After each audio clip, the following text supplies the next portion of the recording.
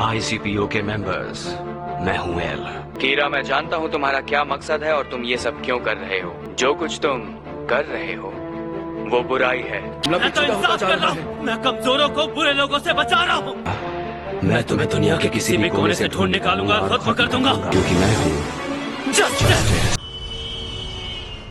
अब तक हमें टेलीफोन कॉल्स वगैरह से 3029 रिस्पॉन्सेज मिल चुके हैं, लेकिन 14 लोग कहते हैं कि वो या तो किलर को जानते हैं या किलर को देख चुके हैं। लोग ऐसे भी हैं जिनका ये दावा है कि वो खुद कीरा हैं। हार्ट अटैक से जिन भी लोगों की मौत हुई है, उन सब की जानकारी उनकी मौत से पहले ही जापान में अवेलेबल थी।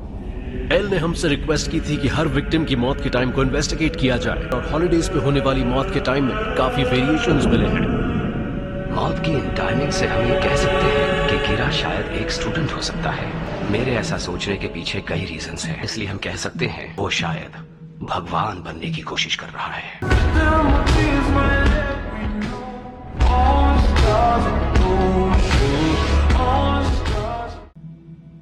ये महज एक पॉसिबिलिटी है। अगर हमें कीरा को पकड़ना है तो हमें किसी भी पॉसिबिलिटी को नकारना नहीं चाहिए। हाँ, श्योर। हाँ, मैं कीरा का सपोर्ट या उसकी हरकतों की तरफदारी नहीं कर रहा, और खास करके हमारे यहाँ रॉबरी और बाकी सीरियस वायलेंट क्राइम्स काफी कम हो गए हैं। मुझे पूरी उम्मीद थी कि ऐसा कुछ जरूर होगा। नहीं। तो यही है हमारी आज की इन्वेस्टिगेशन। आप सबका शुक्रिया कि सभी मर्डर्स की फिर से जांच की जाए। विक्टिम्स के चेहरों की तस्वीरें पब्लिक में दिखाई गई हैं या नहीं? मैंने क्राइम्स के अचानक कम होने की बात बेकार में ही कही। तुम ये क्या बोल रहे हो मात्सुदा? हमेशा सच बोलते रहना, खासकर उन चीजों के बारे में जिसे लोग बोलने में हिचकिचाते हैं। हाँ, मुझे अब समझ आ गया लाइट। ट्राई कर सकती हूँ। लगता है डैड घर आ गए हैं। अरे कम से कम लास्ट वाली प्रॉब्लम तो खुद से सॉल्व करो। अपनी छोटी बहन का होमवर्क करवा रहे हो। अगर पुलिस मेरे पीछे आएगी तो ये चीज पुलिस के खिलाफ मेरे लिए एक एडवांटेज है। आप थके हुए लग रहे हैं। हाँ, काम कुछ ज्यादा था। तुम्हारी पढ़ाई कैसे चल रही है? बस ठीक ठाक ही चल रही है डैड। सब ठीक है ना डैड? ये नया केस बहुत ही मुश्किल है।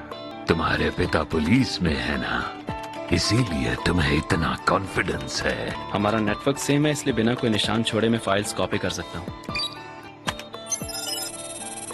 पुलिस डिपार्टमेंट को शक होने लगा है कि कल्प्रेट एक स्टूडेंट है। मतलब लाइट, तुम फंस सकते हो।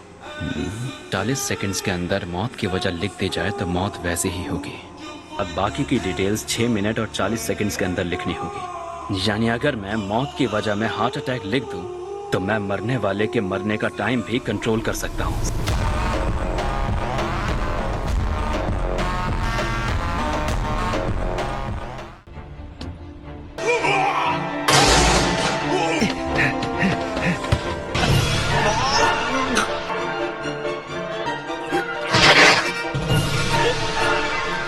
कल फिर से 23 लोग हार्ट अटैक से मर गए।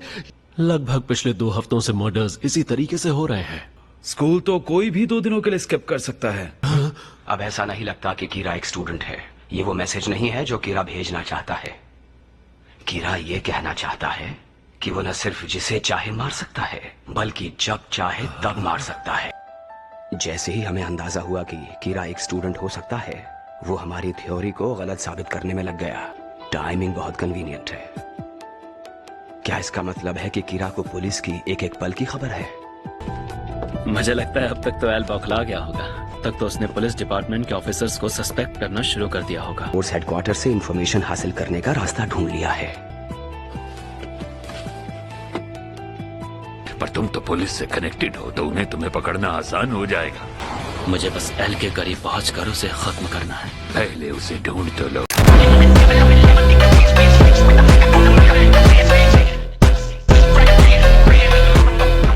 यहाँ बहुत ही कम लोग हैं जो एक दूसरे पर यकीन करते हैं, और ये बात पुलिस पर भी लागू होती है। जिसका नाम ना पता हो और जिसका चेहरा ना देखा हो, उस पर यकीन करना मुश्किल है। एल को जब पता चलेगा कि इन्वेस्टिगेशन टीम की तरफ से इंफॉर्मेशन लीक हुई है, तो पुलिस वालों का पूरी तरह से एल पर से भरोसा उठ जाएगा कि एल और पुलिस मिलकर मुझे पकड़ने की कोशिश कर रहे होंगे। एल पुलिस की इन्वेस्टिगेशन कर रहा होगा और पुलिस एल की इन्वेस्टिगेशन, बल्कि मेरे लिए पुलिस उसे ढूंढेगी। जैसा कि आप देख सकते हैं ये हमारी रेजिग्नेशन है। लेकिन क्यों? हमें अपनी जान की परवाह है सर। कीरा के पास कोई खास पावर है, मैं उन सभी को मार डालता जो मुझे पकड़ने की कोशिश करते। लेकिन एल ने ना अपना चेहरा दिखाया ना ही अपना नाम बताया। एल ने हम सबको ऑर्डर दिया कि विक्टिम्स के फेसेस और नेम्स पूरे जापान में टेलीकास्ट हुए या नहीं हुए। सभी विक्टिम्स वो लोग थे जिनके चेहरे जापान में पब्लिक को टेलीकास्ट किए गए थे। हम खुले में काम करते हैं, प्लीज माफ कीजिएगा। देखो, इस प्रॉब्लम को सॉल्व करने के लिए को ला सकते हो, ठीक है?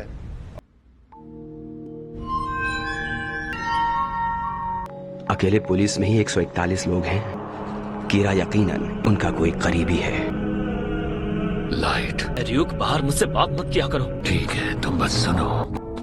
लाइट, मुझे तुमसे दुश्मनी नहीं है, लेकिन सच ये है कि ना तो मैं तुम्हारे साथ में हूँ और ना ही एल के साथ, इसलिए मैं कभी कुछ नहीं कहूँगा। तुम अचानक से ऐसी बातें क्यों कर रहे हो? मैं तुम्हें ये बता रहा हूँ इसलिए नहीं कि मैं कीरा का सपोर्टर हूँ। कोई तुम्हारा पीछा कर रहा है।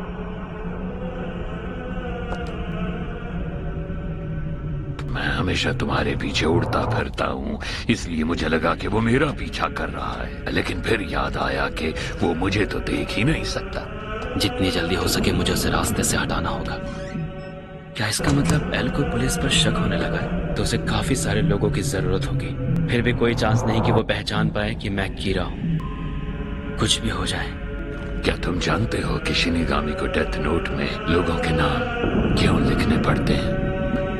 क्योंकि शिनिगामी को उस इंसान की बची हुई लाइफ मिलती है।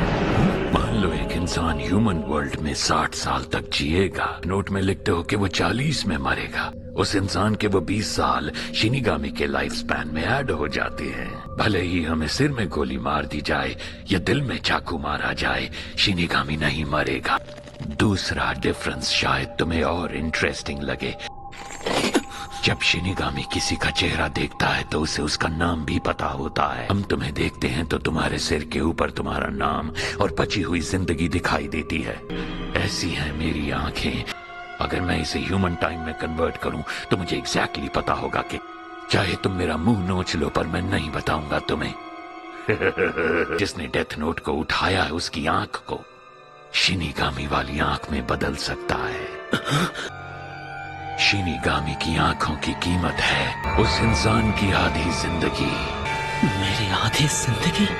और क्योंकि तुम ना कीरा की तरफ हो और ना एल की तरफ, इसलिए तुम मुझे उसका नाम कभी नहीं बताओगे ना जिसे मैं मारना चाहता हूँ। यही कहना चाहते हो ना तुम? बिल्कुल ठीक। और अगर मैंने ऐसा किया तो मैं सिर्फ लोगों को देखकर ही उनके नाम जान जाऊंगा। बोलो लाइट, क्या करोगे?